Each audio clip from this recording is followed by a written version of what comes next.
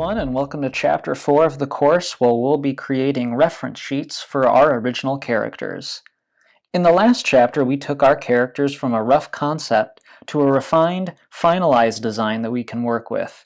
But before we're ready to put our character into action, there's some important prep work that we need to do that'll save us some time and headaches in the long run. That's making reference sheets. By making these for our characters, we can keep track of certain details, size differences, and any rules we need to keep in mind so that our drawings can stay consistent. So for example here with my little pilot character, we have these two drawings here, front view and a 3/4. We'll get more into this as we do turnaround sheets, but you'll see these little guidelines I have drawn through her.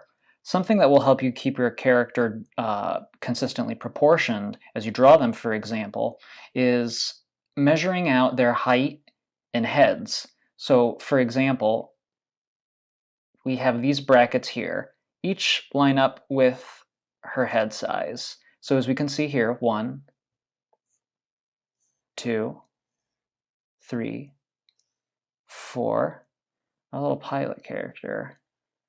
About 4 heads tall. And things like that will come in handy as we draw her in the future. It doesn't have to be exact, but it can be a general guide to know that we're drawing her in the correct proportions. Now you may find that over the course of your work on a book or comic that your style may develop and change slightly as you improve or become more familiar with what you're drawing. This is normal, and it's a sign that your drawing skills are actually becoming stronger. Even I have little inconsistencies in my own work that I later become aware of. So while we do want to strive for consistency as much as possible, we don't need to be painstakingly obsessive in our work. Chances are many readers won't notice these little quibbles. Now, what you also may find is that the more you draw your characters, the more familiar you'll become with them naturally, and so you won't need to refer to these reference materials as often. But in the beginning stages, these are an incredibly helpful guide. Character lineups, for example, are a great way to keep the proportions in mind between your characters. So let's say you draw a little kid character like this, and they have a big head like many of them do. You want to make sure you've scaled your kid proportionally to the adult characters, because let's say they have to pick them up.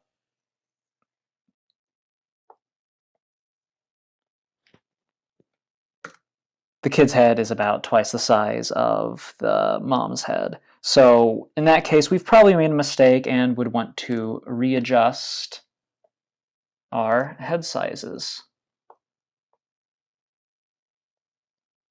Let's make hers a little bit bigger. And we can make his a little smaller.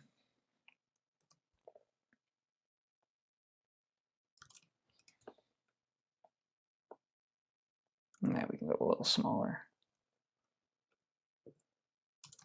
There we go. He's about 2 heads tall. Now if we compare, that looks a lot better. So I encourage you guys to keep tracks of this as you draw like your cast of characters, as it'll save you time trying to correct your mistakes later on in the actual comic.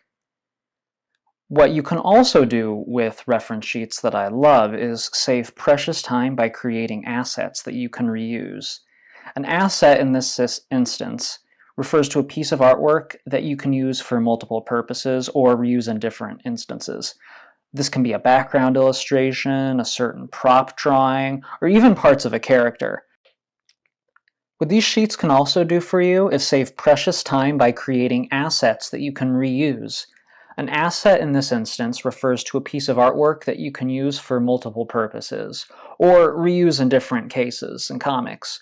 So this can be like a background illustration, a certain prop drawing, or even parts of a character, like I have here, for example. These are from Miami Comics, of course, and I'll frequently reuse assets I've created with head shapes. I have several folders here in my brush presets, as you can see. Emmy heads, Madeline heads.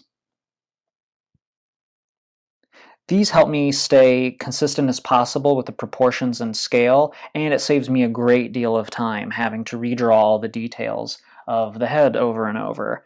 This may seem like a bit of a cheat or a hack thing to do for some beginning artists, but professionals do this all the time.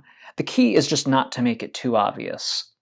Like here, for example, try to avoid reusing the same exact expressions if you can. Make sure to vary the tilt of the head every now and then. And, don't use body language that's too similar in back-to-back panels. As you can see here, this just looks like a zoomed-in version of this drawing, or like I just copy and pasted the head into this panel. It's not as good as, say, something like this. Again, a little more obvious than I would care for, but just for the sake of this example, you can see what a difference even little things can make, like a difference in expression. Now, how I created these assets for Emmy is by making stamp tools with the brush preset. So I drew all these heads, and then I added all these guidelines to draw them from different angles while keeping them all proportionate and making the scale consistent. So what I did is, once I had the cleaned and inked drawing, let's take one of Madeline's heads, for example, I make sure no other layers are visible with it. I take my lasso tool and I select around the head. Let me make sure I'm on the right layer that these are drawn on. Then I go up to my edit menu at the top. I go down and select Define Brush Preset. Now we have an example, and I'm going to type in Madeline head profile right, because she's facing right. Now obviously I have this saved already, so I don't need to save it, but if you do, you press OK.